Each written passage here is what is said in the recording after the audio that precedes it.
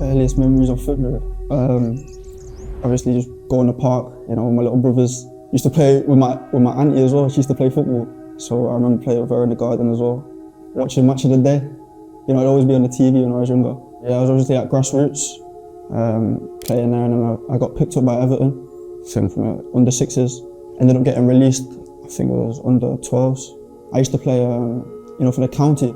So I think we played a game there once. They obviously seen me, spoke to me, this and that, said if anything happens, you know, open arms. So came here, obviously signed. I think I trained once, and then signed. I was centre mid. I play everywhere, to be fair, centre mid, winger. Yeah, and obviously over the years, dropped back.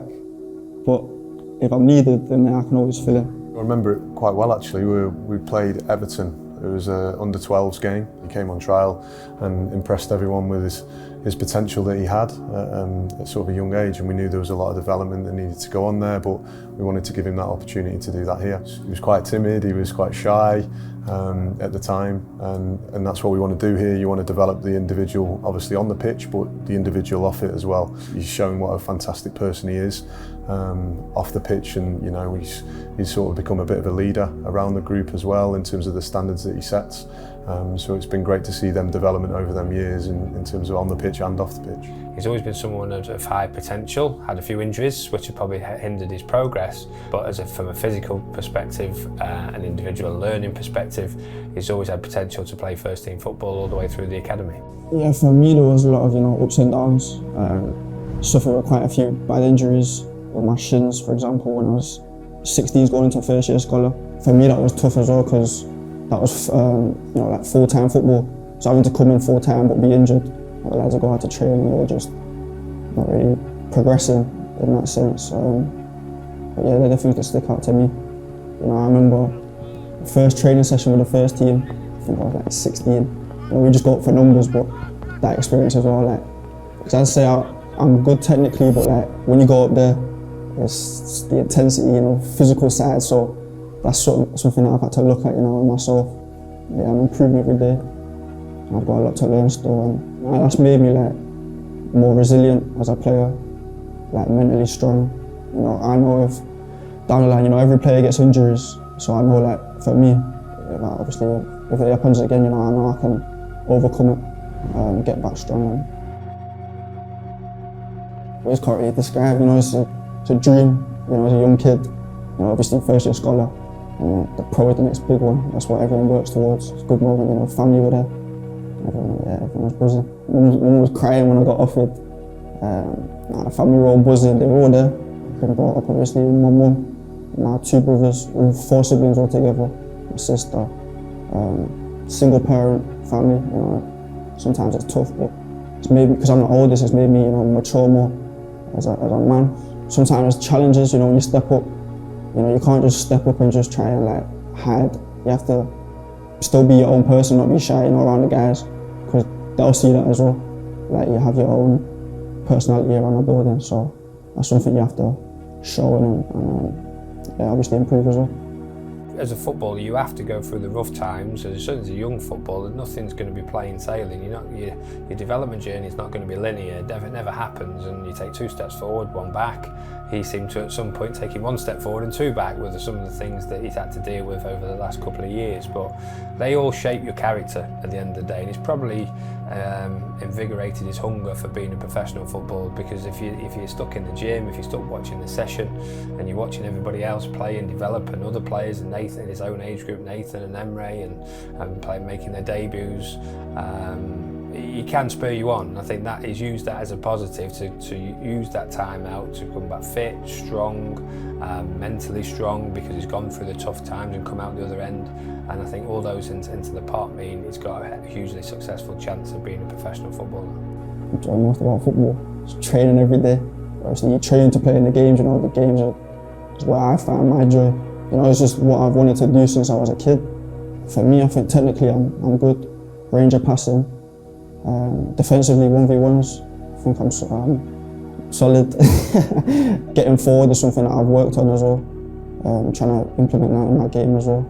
And that's something I also need to work on, you know, getting more goals and assists. Obviously I'm with him now, I'm doing well. Played 2 games now.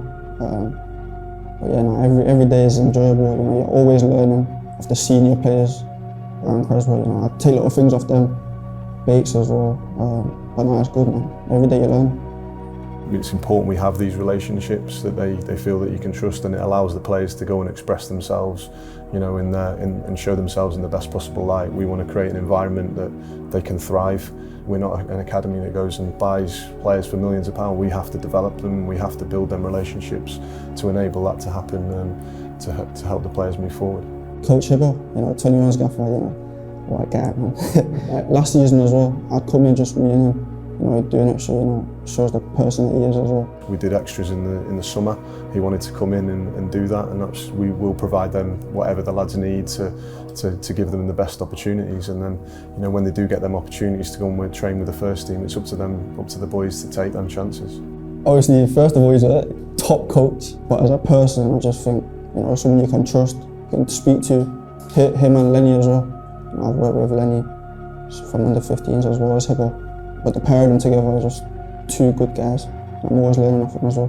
And they're always telling me, you know, when I need to do something better, you know, they're always on to me, but I respect that as well. Like, I don't take it the wrong way. My mindset was I've got a chance, really, because obviously it's only, you know, Junior in front of me. You know, he's a top player physically. He can get forward and come back, you know, but there wasn't any backup, so I've kind of looked at myself and thought, you know what, Jay, you've got a good chance here, you know, to play. Obviously be around it, but you can't just go up and just be shy, you know, you gotta show some personality and, you know, obviously make that position your second choice. I think it was the day before. I think in the week the gaffer mentioned something, said, just make sure you're ready, you might start. So from then I was like, come on man, let's see. But then the day before the game, I was in the shape. So then that's when I knew, told him straight away. I was buzzing. Put it in a family group chat as well, you know, everyone messaging, too many messages at once, but yeah, no, it was a good moment. Number 57, Jaden Mears. Number 26. You know, walking out, first of all, it was a dream, you know, walking out into the crowd, and then looking up into the stands, you know, seeing my family there. For me, that was the best moment. The joy never changes, and like I say, we're all ecstatic for all of our players, because I was fortunate to experience that feeling of making my debut at the stadium, playing for this fantastic football club. So you want that joy that you had yourself. Every player that plays and is able to pull on the red and white stripes is a joy to behold, in my opinion. It's a testament to all the hard work of the staff who've worked with him on and off the pitch all the way through. And then hopefully we can have a few more by the end of the season and into the years to come as well. I think because everything's so quick, you know, like as football, like you play a game and then your mind has to on to the next one. But thinking about just like walking out, for me, that's everyone's dreaming it, is to be a young footballer. I try to just treat it like another game, you know, with the 21s. You know, go out there, show who you are, do what you're good at. For me, it's just making sure I'm on it every day in training, you know, constantly learning off the coaching staff and the senior players as well. It's a surreal moment, isn't it? But yeah, hopefully there's many more to come as well.